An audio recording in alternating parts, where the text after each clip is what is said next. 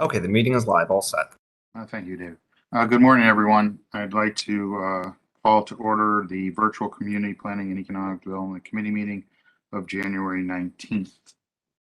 For the record, members present are Mr. Winograd and myself currently.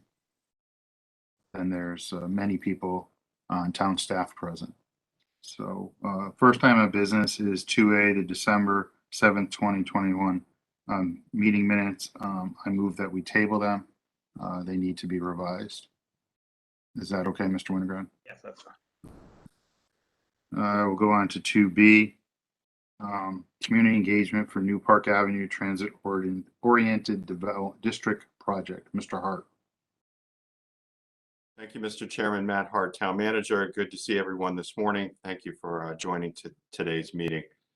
We do have a update for the council, and Mr. Dumais can provide that to you.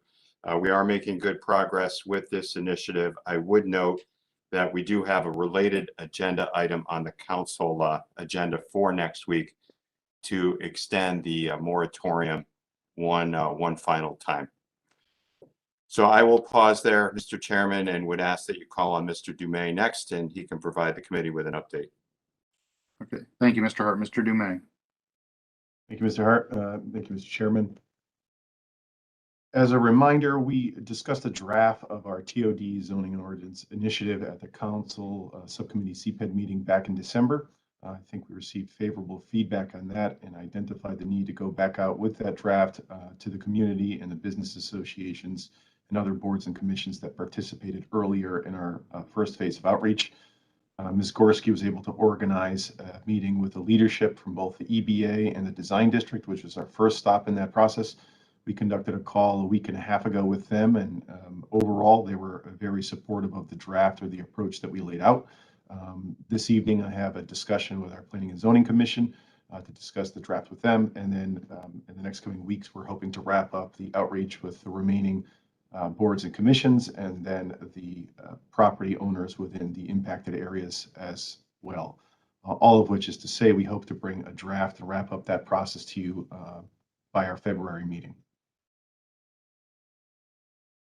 Thank you, Mr. Dumais. Are there any questions? Mr. Winograd, do you have any questions about that? No questions on that from me. And I have no questions. So that's fine. So we'll just take action on the council agenda to extend the moratorium one further time, and then by then we should be ready to go after the additional community outreach has been done. Thank you for that update. We'll move on to item number 2C, which is a cannabis zoning ordinance discussion.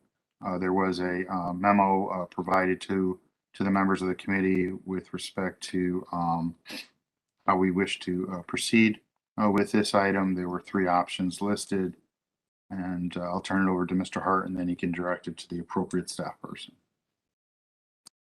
Thank you, Mr. Chairman. Matt Hart, Town Manager. Again, we would like to split our discussion of this item into 2 parts, and this relates to the Public Act 21-1, an act concerning responsible and equitable regulation of adult use cannabis, passed by the General Assembly last session.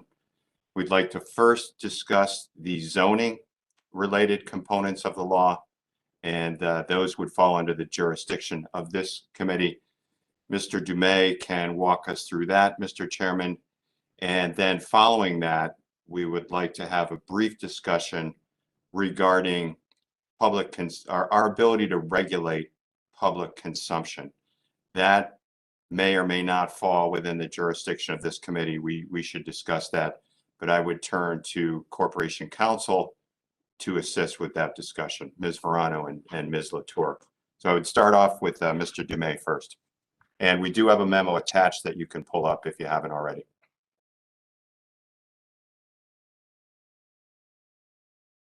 Thank you, Mr. Hart. Mr. Dumais. Thank you, Mr. Chairman. And so the memo outlines the provisions within the act. I think folks are referring to it as RACRA. Just call it the act for this meeting. And within the more than 300 pages of that act, there's basically one page that deals with zoning. So I'd like to focus our discussion on that. And within that one page on zoning, it says that municipalities have the right through the adoption of their zoning ordinances to either prohibit the establishment of any cannabis establishments. They can allow the establishment of cannabis establishments, and in doing so can create a special permit or other zoning approval process. We're permitted to establish reasonable restrictions regarding the hours and signage for cannabis establishments, and then also establish restrictions of proximity of any cannabis establishment to uses such as parks or schools, those that are deemed to be sensitive in nature. There's two other critical components to the zoning piece.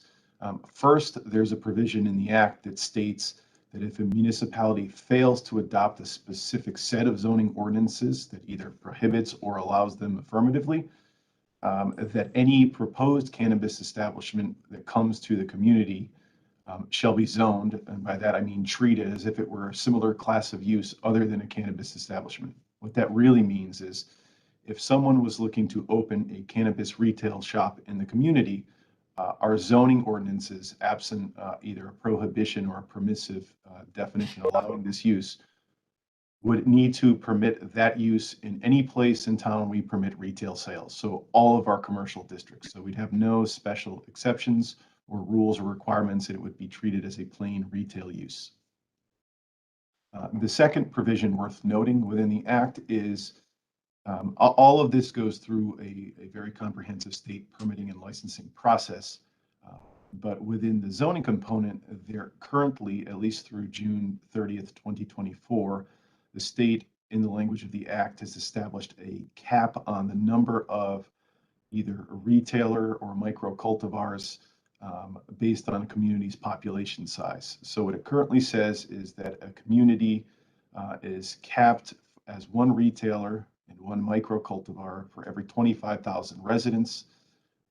So it's very similar or comparable to the liquor control permitting system that the state regulates package or liquor stores, which is also put in place through a per population license ratio, although they're different numbers.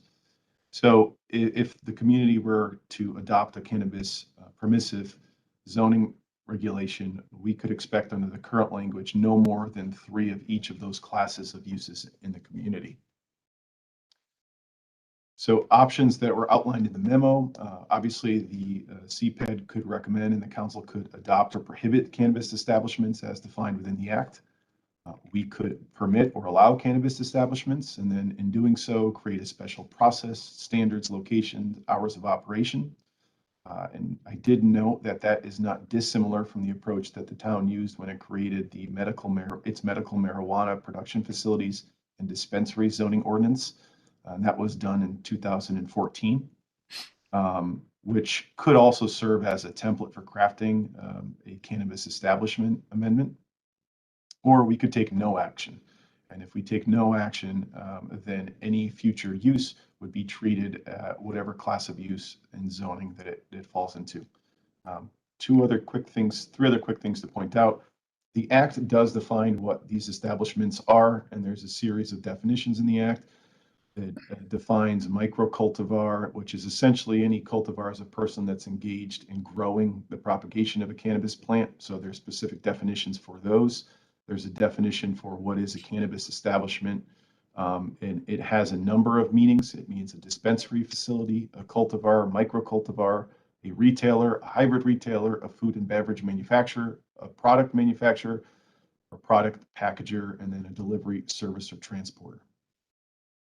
And then there's one other linked component to this provision in that elsewhere outside of the zoning specific section of the Act, there's a section that deals with taxes, an imposed tax on a cannabis establishment. So within that section, any cannabis retailer or hybrid retailer or micro cultivar would be taxed at the rate of 3% of gross sales receipt from the sale of cannabis by one of those type of uses.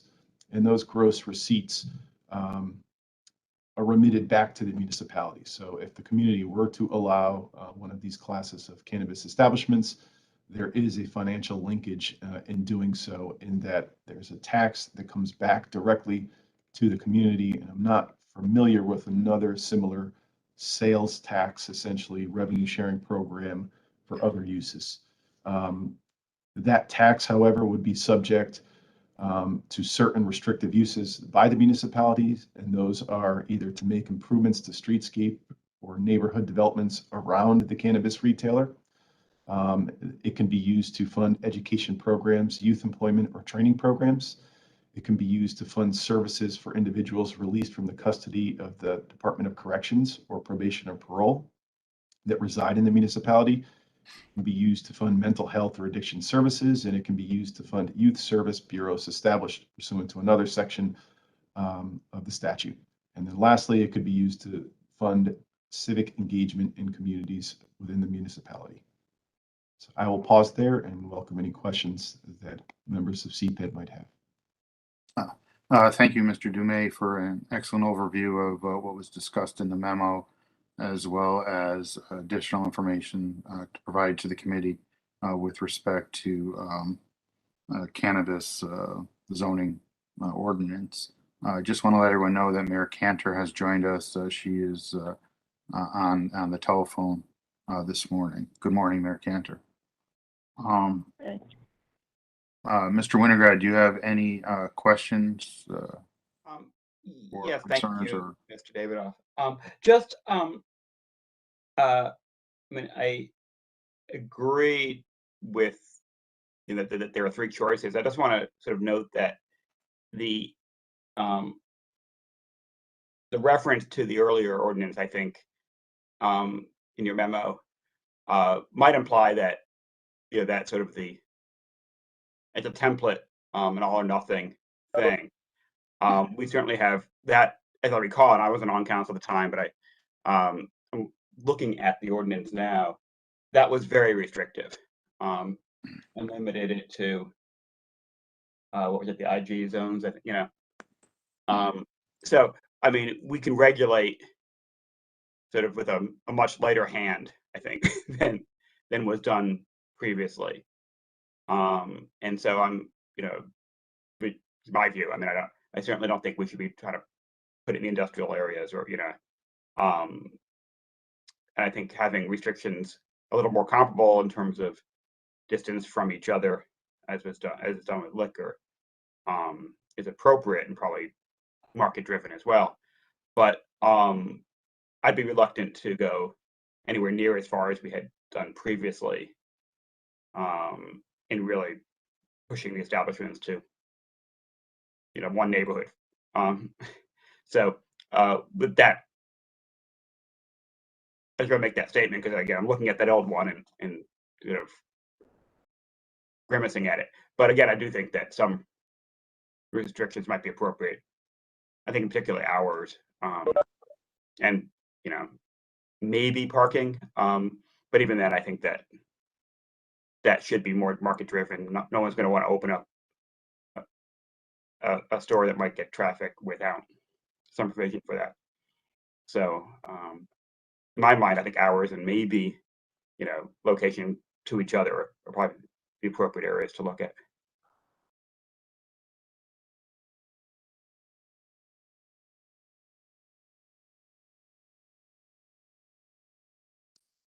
Thank you, Mr. Winograd. So my perspective on this, as someone who was there for the medical marijuana ordinance, I do concur that we struggled as to location for that use, and we came up with the industrial zones for the dispensaries.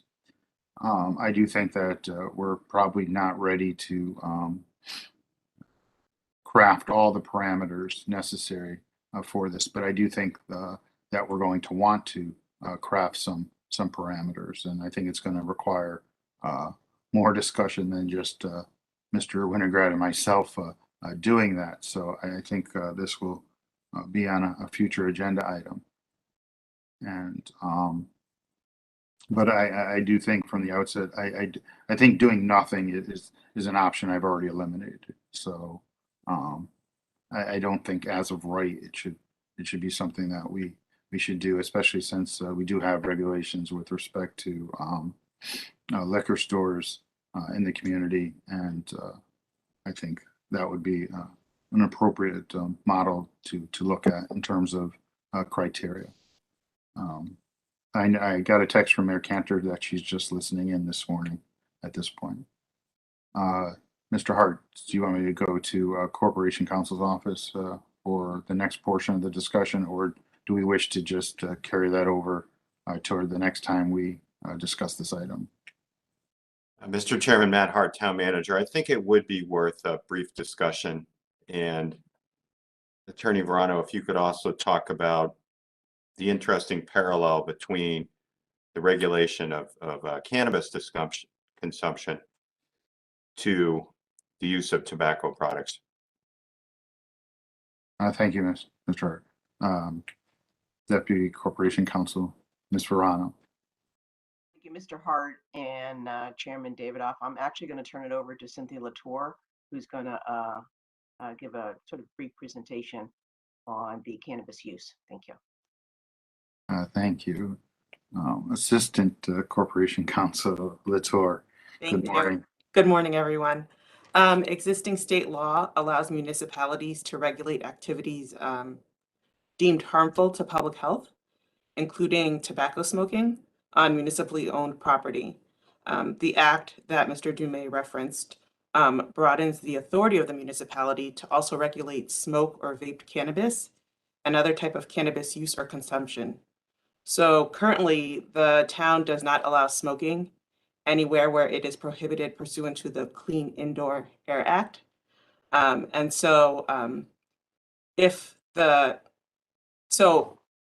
Similarly, the town would also be prohibiting the use of cannabis or the smoking of cannabis anywhere where it is prohibited pursuant to the Clean Indoor Air Act. So it's very parallel to smoking.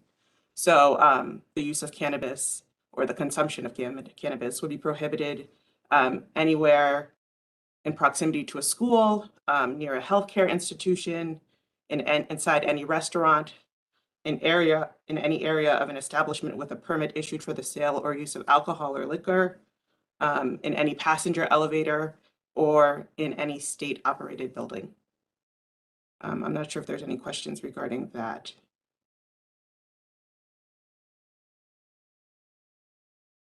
Mr. Winograd, do you have any questions? I don't. Can you just clear up? There's been a lot of confusion over the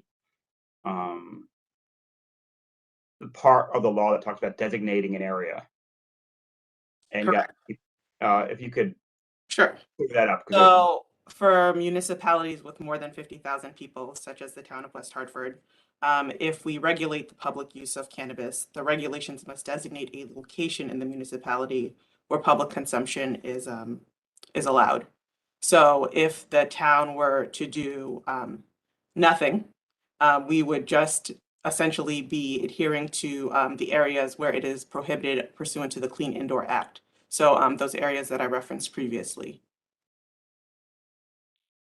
And what would sorry? it look like? What would it look like if we tried to have a bigger ban? What would the area that you can do it, what does that look like? Is it a neighborhood? Is it a park? Is it, I mean, what is it? What kind of designation would there be? At this time, I don't believe our ordinances actually necessarily prohibit smoking in any specific area. But let's say we were to prohibit it, smoking within parks. Similarly, we would also be prohibiting the use of cannabis also within parks. So if we were to do that, we would just be prohibiting it in parks, and then it would be prohibited everywhere else. It would be allowed, authorized everywhere else. If we were to designate a location where it is prohibited, it would then leave it open for smoking everywhere else. So it's not that we're designating in one place, it's just that we can't ban it from everywhere. Correct. Okay. Mr. Hart. Thank you, Mr. Chairman. Matt Hart, Town Manager. Two additional items are related issues. So one, with respect to our parks, if we want to consider regulations regarding the consumption of tobacco or cannabis in certain areas, that could be an item for the Human and Community Services Committee to review. And then for this committee, and in connection with the next agenda item, I was wondering if Attorney Latour could talk a little bit about the connection to outdoor dining and how the consumption of cannabis would work in that environment, where it would be prohibited under state law, and then what additional controls the committee or council might want to consider. Thank you, Mr. Hart. Attorney Latour. Certainly. So currently, smoking is prohibited within the state pursuant to the Clean Indoor Air Act. Is prohibited in any restaurant. So along the same lines, we're talking in a parallel to that. It would also be the smoking of cannabis or the consumption of cannabis would also be prohibited within a restaurant. There are fines associated to the extent municipalities such as the town of West Hartford were to also permit cannabis smoking and vaping at the outdoor sections of a restaurant. So currently it would be prohibited inside the restaurant, but let's say the town decided to also prohibit it within the outdoor sections. Those regulations would allow the town to set fines for violations for up to $1,000 for a business who allows the smoking or consumption of cannabis or vaping contrary to any regulation set by the town. Thank you, Attorney Latour. Mr. Hart, do you have any follow-up? Just to flag that item as an issue for the committee to give some consideration to. And, we can work that into the next time you discuss this item. Thank you, Mr. Hart.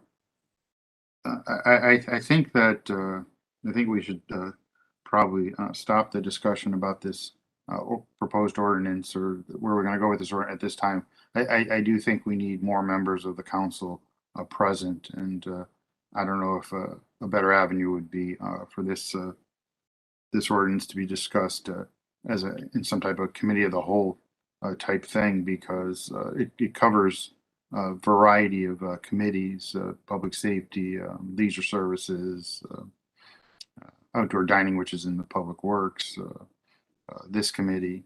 So, and I'd feel a lot more comfortable if we had more discussion and more input from the other members of the council with respect to drafting the plan. I think the worst thing we could do is just come up with something that just 2 or 3 people have, and then when we get to the council table, it just doesn't work. So I think just getting all the input up front probably would be quite helpful. So maybe we can find a way to do that in the future. If I could just ask one Sure. question related to that, Mr. Davidoff. What's our timing on this? What is our deadline to get something done? Good question. Attorney Latour, is there a statutory deadline?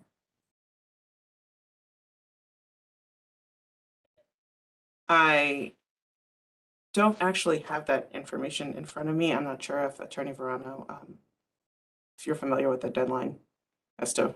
You're up on that one. You can provide an answer. It's not actually a deadline.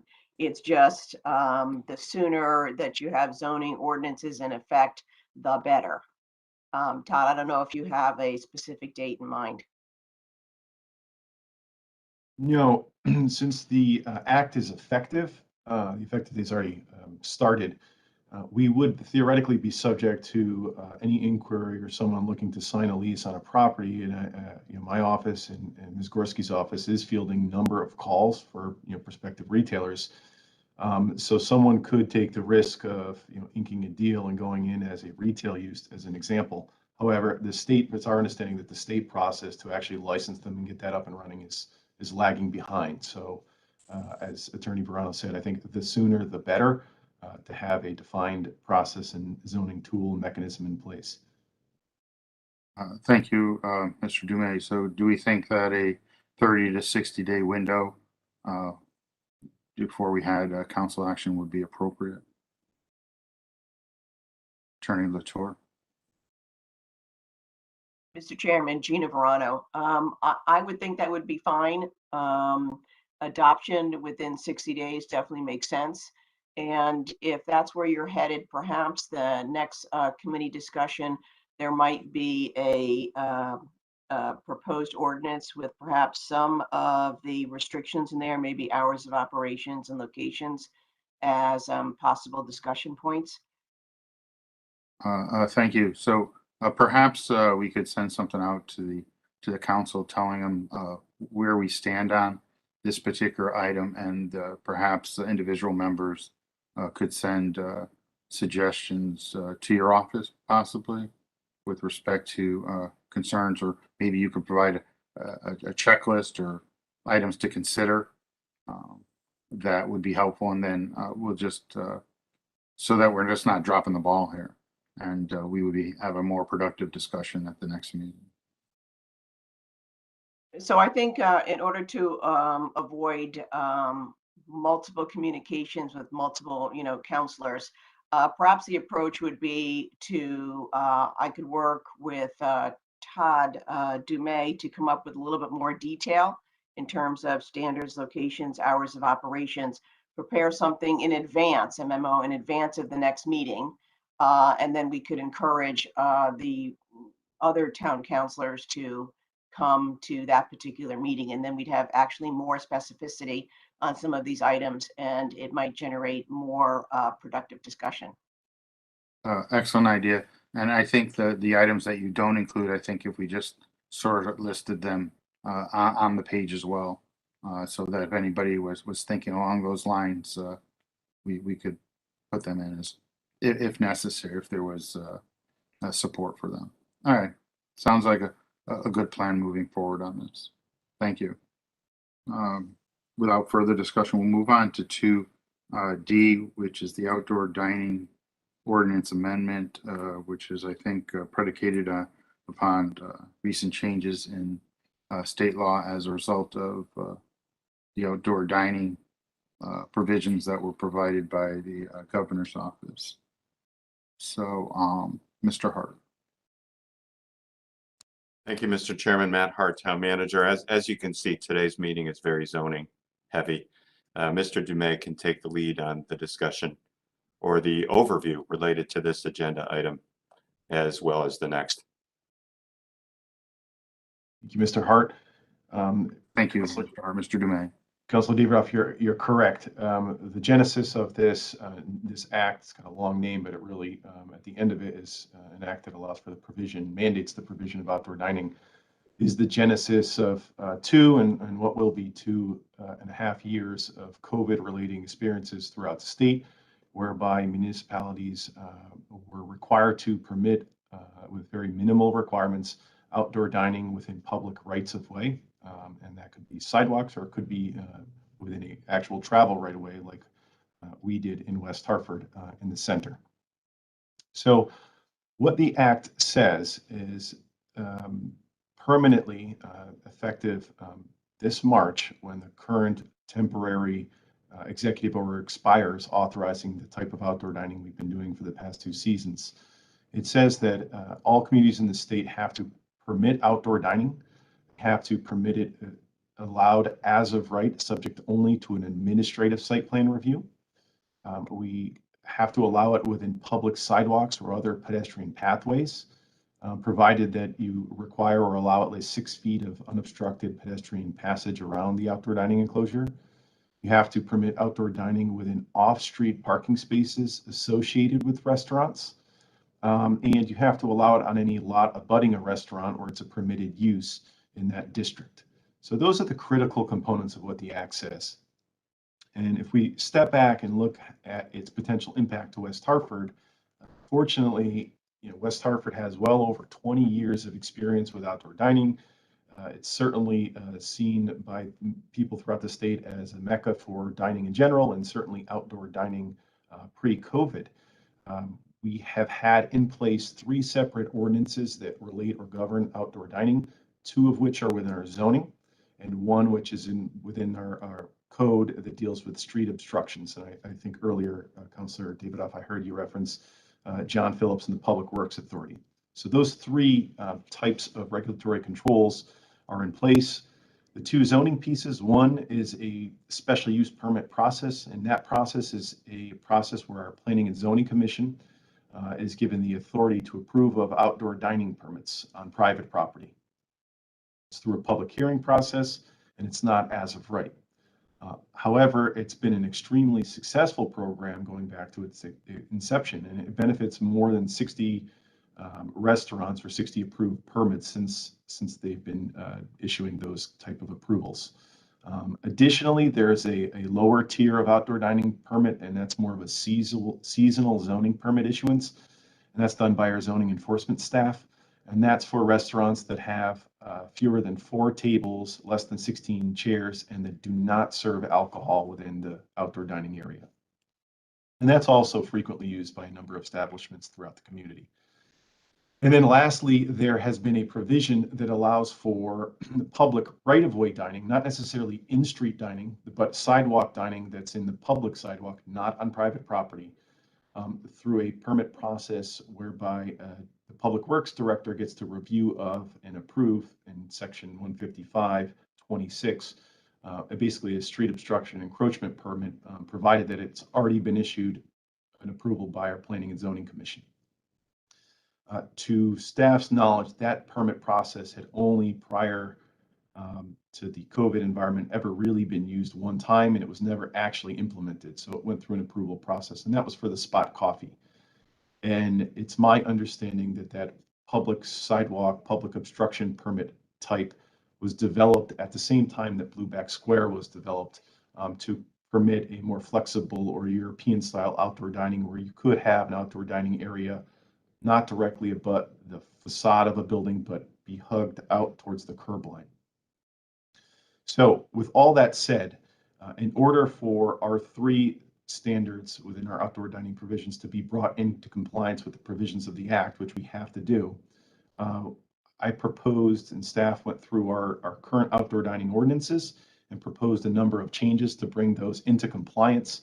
And it also looked for ways to modernize certain elements of our outdoor dining program based on past learned experiences over the 20+ years that the town has been participating with outdoor dining.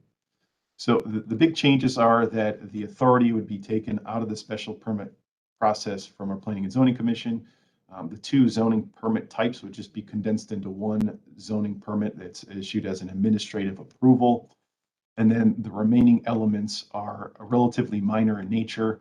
And I'll look for Councilor Winograd or Councilor Davidoff, your recommendations if you want me to go through each specific recommendation in the ordinance, because it was quite a bit. But the idea is to keep the successful program we've had in place, make some tweaks, make it more permissive, and make it compliant with the new requirements of the Act. Thank you, Mr. Dume. Mr. Winograd, do you have any questions or concerns? I don't have any particular concerns. I thought it was a very, very good document. So I'll share my comments and concerns, since I think I was on zoning when this was first initiated as a special use permit, and the things that were very much in our minds as people making decisions as to whether or not to approve or deny a special use permit, I think are just as relevant today. And they were all there to encourage the success of the dining establishment, so that patrons could have outdoor dining as an option at their favorite restaurant or cafe or whatever. And we thought that was really important, and as has already been noted, it has proven to be quite successful, and has basically made our community a destination for so many in the state and out of the state to see all the opportunities that we present themselves. With that in mind, the other concerns were how would this impact pedestrian access to our other adjoining businesses, so that they weren't negatively impacted?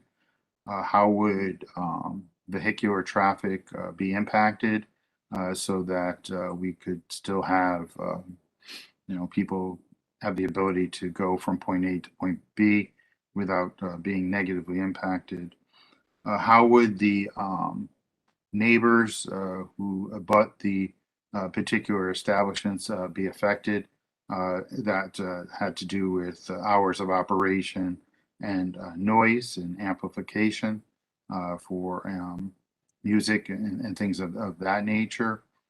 And then there were other, I would call them aesthetic qualities to make certain that the area was properly designated. This is the area where the dining would take place, and a lot of that had to do with the ability to serve alcohol. You had to have it within a confined area. So that's why you see many of the places that do serve alcoholic beverages have the area is sort of corralled off. There was a concern, which I think wrongly held, that we didn't want to have advertising on umbrellas outside. And as the pandemic has demonstrated, if that was the only type of umbrella somebody could get to put on their table because it had some advertising on it, I don't really think it affect the morals of the community, because it said, I don't know, some type of alcoholic beverage or something else on an umbrella. I don't really think that was detrimental to our community.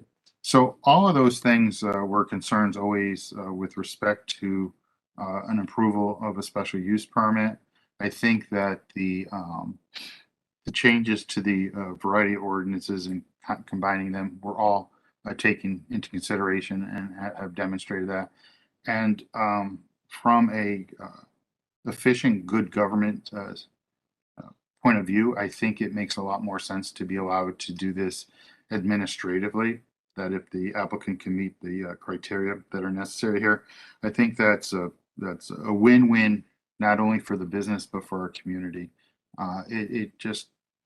It's a one-stop thing. It just makes it a lot easier for people to proceed. And it removes a lot of subjectiveness to some of these applications, and it's I believe would be more objective to meet all the different criteria.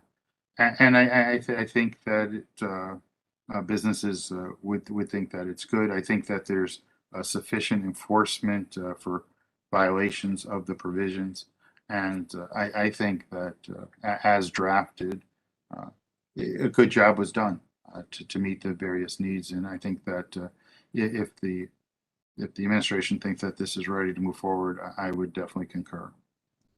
That's it. Mr. Hart, do you have anything further you'd like to add? Matt Hart, Town Manager. Thank you, Mr. Chairman.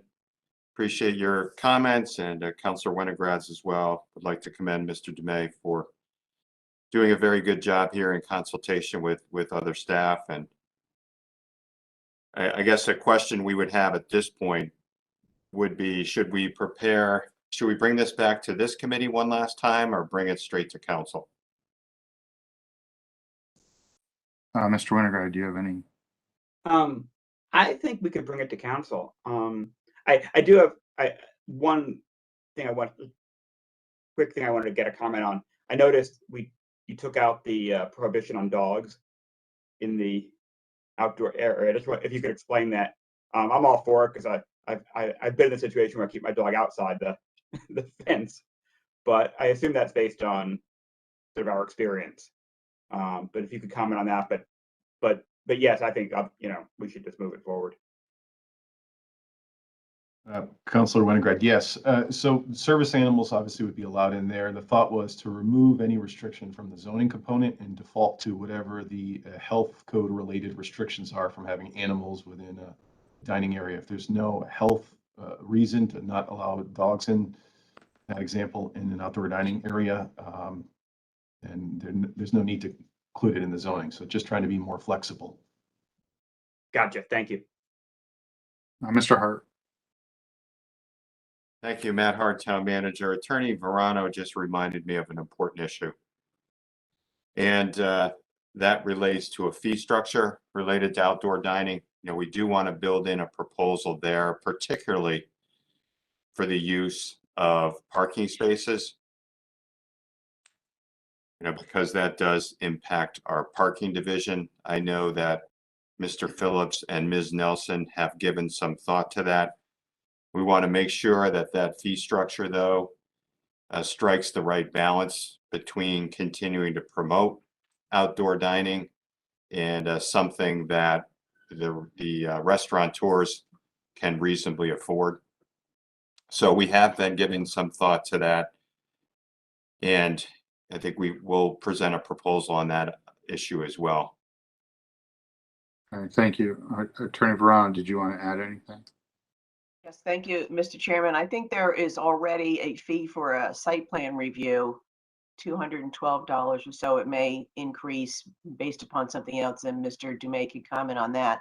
I think what we're looking at in terms of fees is the additional fee for those permits that are seeking outdoor dining in the public right of way, because that's where the reduction in revenue is, because there's no use of those parking spaces while the outdoor dining structure is sort of set up.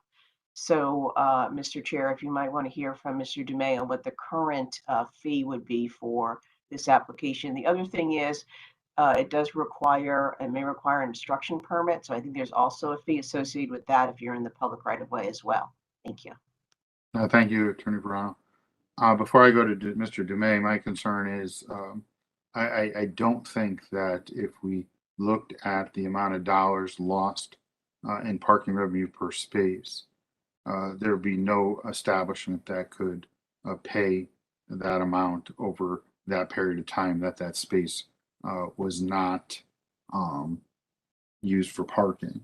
So I don't want to just come up with some type of arbitrary number, because I guess we really have to balance what's important here. Is it the outdoor dining experience and the success of that for that particular establishment, or are we really concerned with the dollars that we're going to get from parking? And I think that's a policy decision to be made by the council.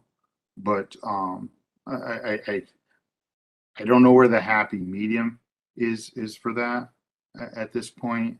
I do know that the significant revenue loss to the parking fund during the pandemic was real, but I also realized that the alternative that it provided these establishments was a lifeline to them in order to keep their doors open and to be successful. So I really don't want the discussion to be, can you believe that the town is charging me X amount of dollars because I'm occupying this space to do outdoor dining, and it's so cost prohibitive, versus what's our bigger picture? Do we want to encourage outdoor dining? In some of these places, it just doesn't work, and it's not viable unless they do occupy a space in the public right of way. Those are just my initial thoughts. Mr. Hart. Thank you, Mr. Chairman. Matt Hart, Town Manager. Yes, we are acutely aware of that. The need to strike the right balance so that it is not cost prohibitive. I believe Mr. Martin can add some commentary on this. Mr. Martin, and then we'll go to Mr. Dumais. Thank you, Councilor Davidoff. Dwayne Martin, Acting Director of Community Development and Town Engineer. So I'm pinch hitting for the parking division. I did receive an email from Brooke Nelson, the Operations Manager, just to summarize what she's recommending. And this hasn't been completely vetted, but what she's recommending is to apply a $300 per space, per month, with the addition of the Connecticut sales tax on top of that. So again, $300 per space per month is the recommended fee. That's at a discount of 36%, which could be charged to the public for the use of that space.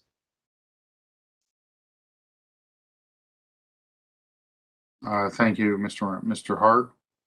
Matt Hart, Town Manager. Sorry to interrupt. I'm sorry. I didn't want to put the number out there yet until we had done a little more vetting. So I would not take that number as hard and fast, and we'll we'll review it more at a staff level and include something in the next iteration that we present to the committee. Thank you, Mr. Hart. Mr. Dumais? So I appreciate this conversation. The ordinance that I drafted and presented before you just provides the flexibility within this narrowly limited type of outdoor dining for the streets, where the Public Works Director may impose additional fees, and it's restricted to only on-street parking for outdoor dining. And then also to may develop design guidelines. I think the thought behind the fee structure was to create a program where we have a template where restaurants can choose if they want to and if they have the capacity to support the additional on-street dining program, because there is a lot of cost and staff time associated to the restaurant to develop that program, but to shift it from something that the town manages in terms of deploying enclosures, providing the barriers, to something that the restaurants can choose with a certain type of preferred or approved options, how they want to create an enclosure within the street, and then in doing so, defer the cost of the town's efforts to deploy those. This ordinance only points to the fact that that may happen. It doesn't require it. So just to build in the flexibility, because if we adopted this and didn't have anything and tried to go back, we have to do another amendment. And this is, as Town Manager Hart said, this will be a more extensive discussion at a future time. But communities throughout the state and country, New Haven has had a long-running program where they have a program whereby a restaurant rents, an outdoor dining area for a whole season, and it's a very small fee that is made affordable for the restaurant and still provides that sense of vitality and dynamic streetscape environment.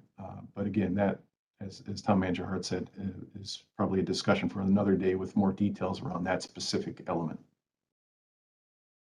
Thank you, Mr. Dumais. So it seems like we'll keep this item on the agenda, and next month, hopefully we'll have more information with respect to fees and the cost to put those barriers in place as well. It's just not just the parking space, it's the fees to put those barriers in place and to have them removed as well. That's another cost, but we'll have to look at the bigger picture on this and how that plays into our outdoor dining concept. Do you have anything further, Mr. Wintergard, or do you wish to? No, I mean, you're right. I don't think there's a rush. I think we could probably separate out those two discussions if Okay, thank you. I appreciate it. if even next week even if next session we're not ready on an amount. I think again we could defer that piece of it. Right, I do think we have to just be ready by the springtime when we'd be ready to deploy with something. That's right. Right. All right, sounds good. Thank you everyone for their input on this issue, and we'll continue that at the next one. The next is the ordinance to implement recent statutory changes to Public Act 21-29, which deals with parking requirements in a variety of uses. Mr. Hart, should I just go to Mr. Dumais? That would make sense, Mr. Chairman. Okay, thank you, Mr. Dumais. Thank you, Councilor Davidoff. So back in December and November, I actually reviewed this at a prior CPED meeting. So a number of Public Act 29 made a number of changes to our Zoning Enabling Act, and I called out one in particular where we thought we had kind of consensus of the committee at that time to address, and that was a provision that communities must adopt a new statutory parking requirement that's different from the way that West Hartford has historically regulated parking through zoning. And the statutory change, the language says that a community cannot require more than one parking space for each studio or one bedroom dwelling unit, or more than two parking spaces for each dwelling unit with two or more bedrooms, unless we proactively opt out of that provision. So while it's not apparent from reading the text alone, it's really designed to put a limit on the artificially high parking maximums that many municipalities throughout the state place on residential units in particular. And I'm not suggesting that West Hartford is one of those communities, but it's essentially designed to curb the overconstruction of parking. And with that, obviously, we all know that a parking surplus can have a number of associated negative impacts, including environmental impacts, loss of tree vegetative cover, stormwater impacts through increased impervious coverage, and they also levy additional development costs on developers looking to develop multifamily housing. So the impact to West Hartford is one of somewhat of a nuanced position in that West Hartford currently regulates multifamily parking as 1.5 spaces per dwelling unit. So we regulate it on a dwelling unit count, not a bedroom count. So it's really hard to tell on the surface what would the true impact be if we adopted that standard or not. So what we did was, and this is in the memo, I won't go into a deep dive, but we looked at all the multifamily developments. We might have missed one or two since approved and or under constructed since 2012. So that number was about 811 residential units over 13 different projects, which under our standards required about 1,219 parking spaces. However, I point out the actual number of parking spaces constructed was 1,300. So it was a higher ratio than the minimum number the town required. If we had adopted or had the requirements in place that are outlined in Public Act 2129, we would have only required about 100 less parking spaces at a minimum ratio. So on the surface, it makes it seem that the application of the new act to the town standards creates a picture where we require more parking than the state standard. But if we look at it on a more nuanced project by project basis, it's a more mixed bag because a development type that varies by bedroom count has dramatically different parking ratio requirements at the end of the day. So one of the things we can do if we want to address this new requirement is we can proactively opt out of it altogether. And doing so, I included in the memo a very specific process, which is prescribed by the Act in terms of how we want to opt out, but it requires a 2/3 vote through a public hearing and participatory process that's outlined in my memo and the statute. However, since both our POCD and past indications from CPED were that we really do not want to encourage the overproduction of parking and to try to right size our parking standards, staff thought an appropriate option could be to adjust that parking requirement to address compliance with the new statutory standard, but still provide some of the flexibility that the town has always come to appreciate. And in doing so, at the end of the memo, I suggested two possible amendments to the zoning ordinances for each area whereby we address parking requirements for 2 or more families. And that would be that we would lower our parking standard to 1 parking space for any studio or 1 bedroom, and then still require the 1.5 spaces for any dwelling unit with 2 or more bedrooms. So it's really keeping kind of the standard we have in place, but reducing it for the 1 and studio units.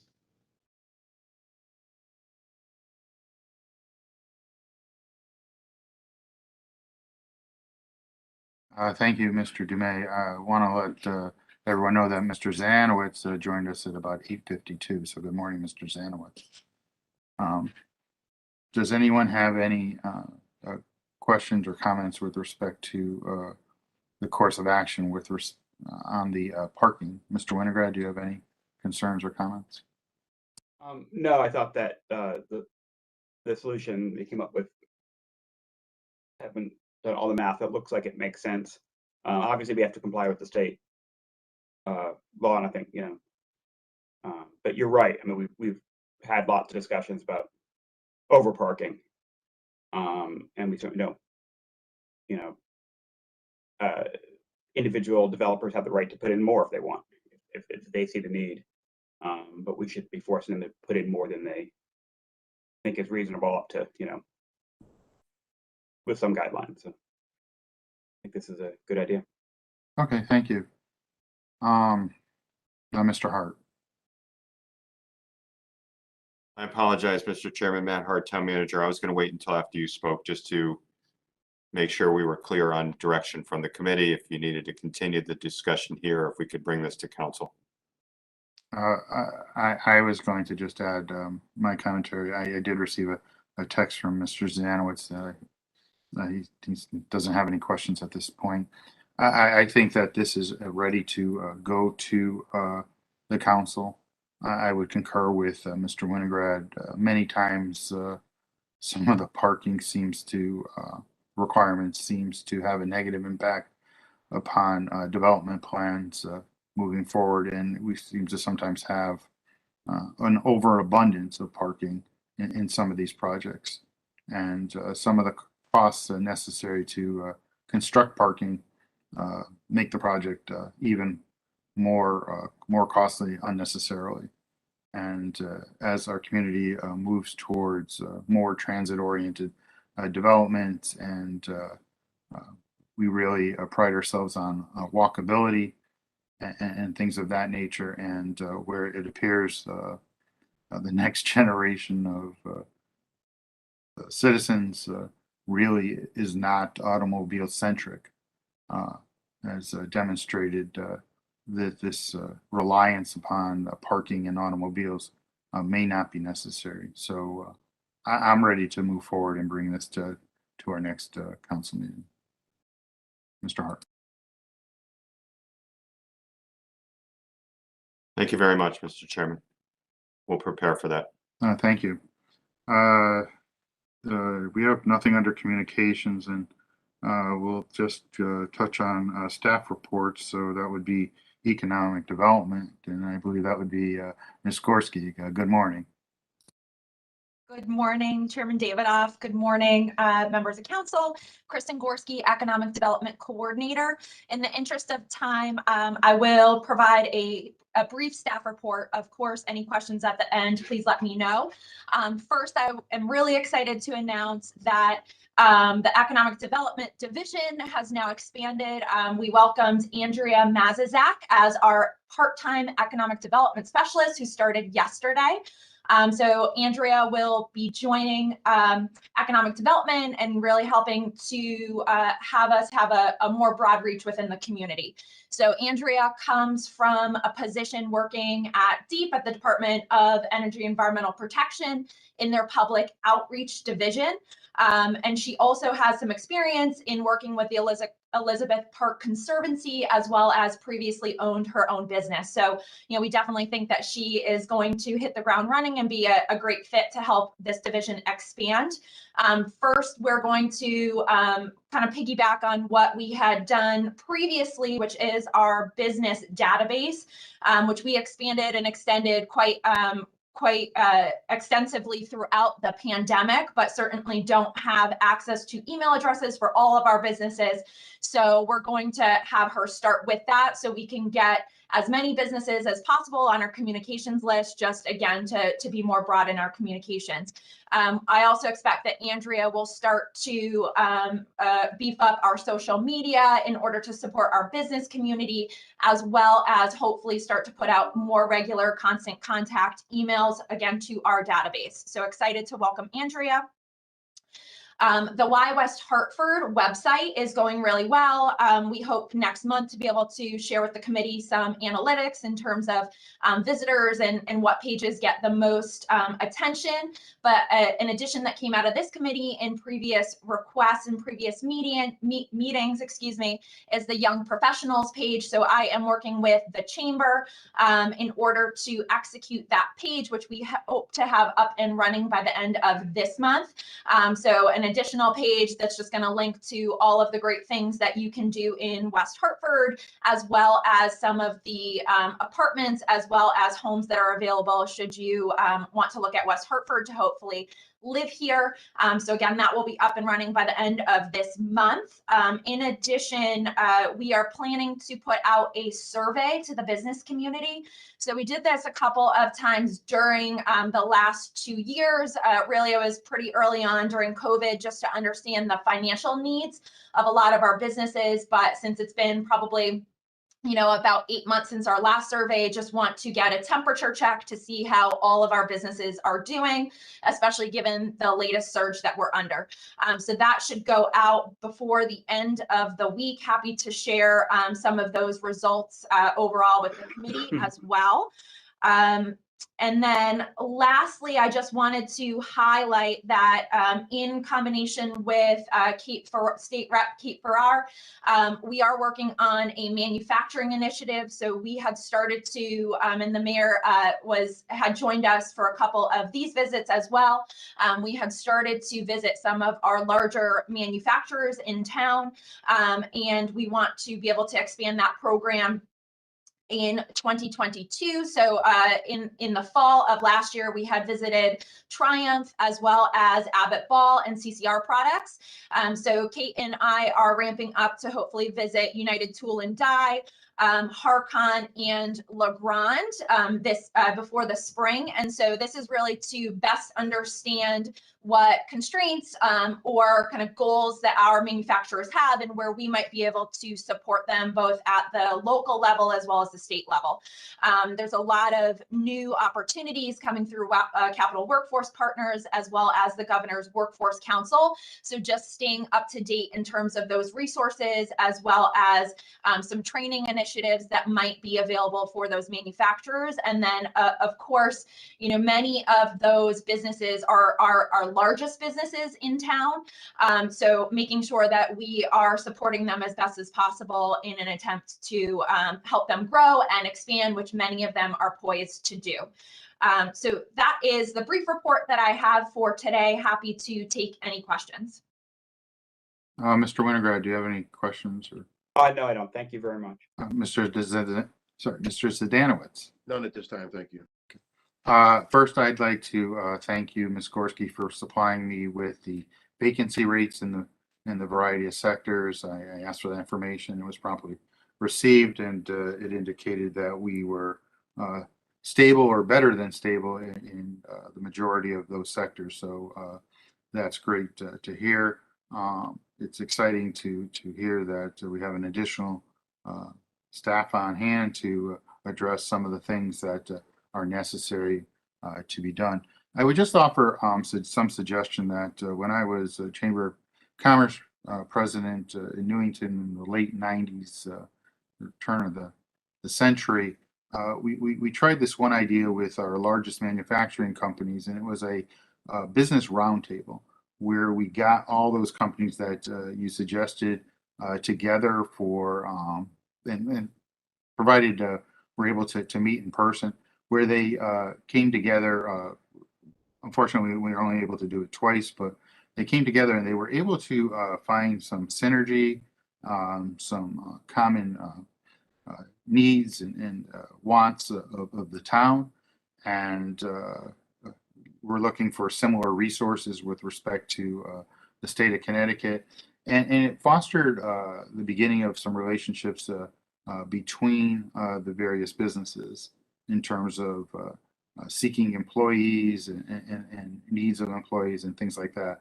And it turned out to spurn other things in the variety and the various industrial parks that we had in town, where they were able to generate amongst themselves more discussion to find ways that they could each support each other. So perhaps that could work here with this group.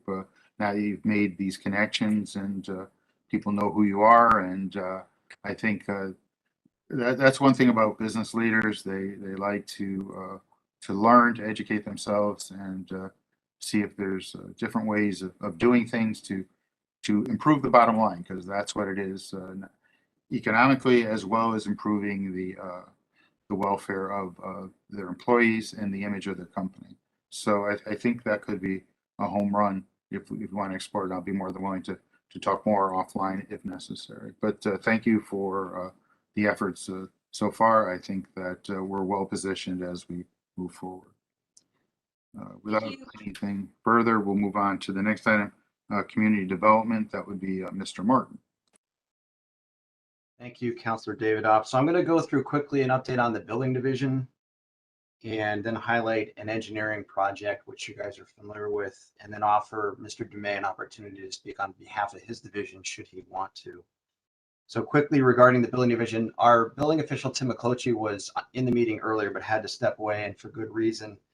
The town and the MDC have structured weekly meetings to get through the backlog of the MDC sump pump applications that have been now ironed out. And so they're trying to get through up to 10 of these permit inspections each week and have structured Wednesdays for that. So he had to step away. I think we're well over 100 of these. We received another 35 on Monday. So they're going to continue this effort to try and get through that backlog.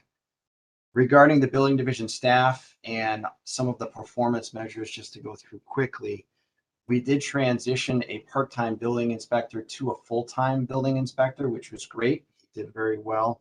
Daniel Luce in the part-time capacity, and he's also doing well in the full-time capacity. We backlogged that part-time building inspector position. That new person started on Monday. So we're back up to a +1 in that division, and it is starting to pay off. As far as the permit inputting, we are down to 5 days. It was up to 3 weeks at one point. The application review is up to 2 weeks. And the inspection scheduling is up to 2 weeks. All those numbers are worst case scenario. There are others that are easier to get through for scheduling and the inspections. So those are worst case. Again, permits 5 days, application and scheduling inspections up to 2 weeks. We've also re-implemented the remote video inspections just due to the pandemic, trying to balance that with our staff, and that's working out well. And then lastly, we are still working on the City View upgrade.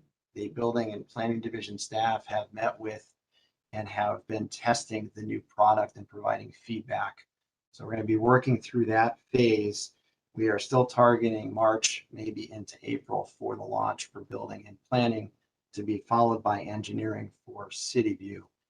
And we are planning on doing a press release and other ways of getting the word out so that people are prepared with how to apply and how to pay, some of the changes that'll come along with that City View upgrade.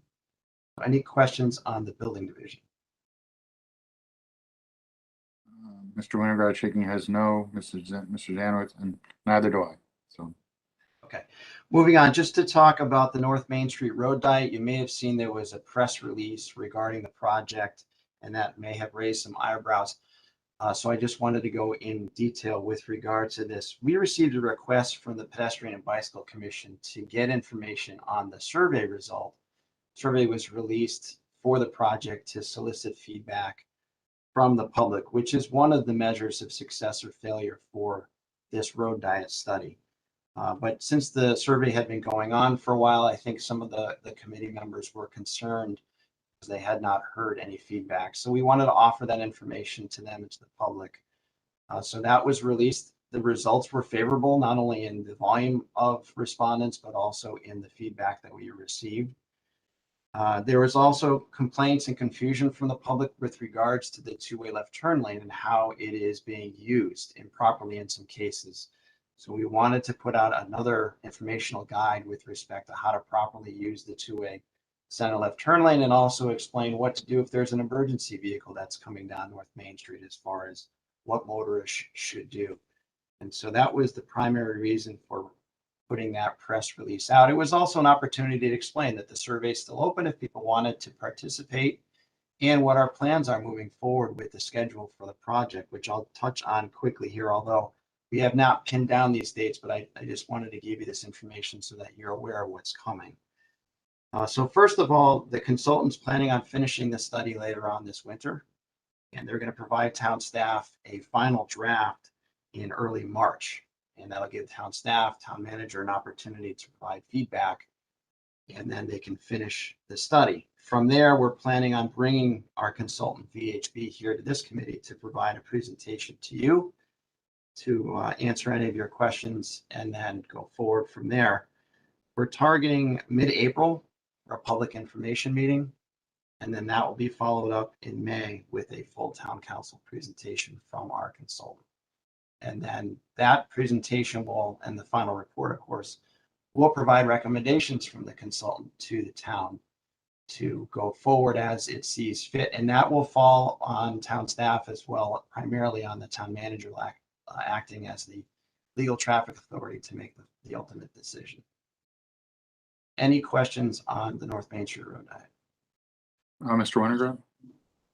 Thank you. Just one of the issues coming up in the press release or the report showed accident data prior to the trial, but not during. Is that coming out, or should we just wait for that with the general report? Sure, Dwayne Martin again. That was all included in the study. So the consultant is gathering that data as we go forward. So they have information before the study, and they'll have information during the study on all three corridors, not just North Main, but also Mountain Road and Trout Brook Drive. And they'll provide that. It's a little tricky in that the traffic volumes are impacted by the pandemic, so they're a little bit lower. So we're looking at the crash type, the crash location, of course, the severity, but also the crash rate. So we have to balance the number of crashes with the traffic volumes on the road to see if there is an issue or not. And they are tracking that. Great, thank you.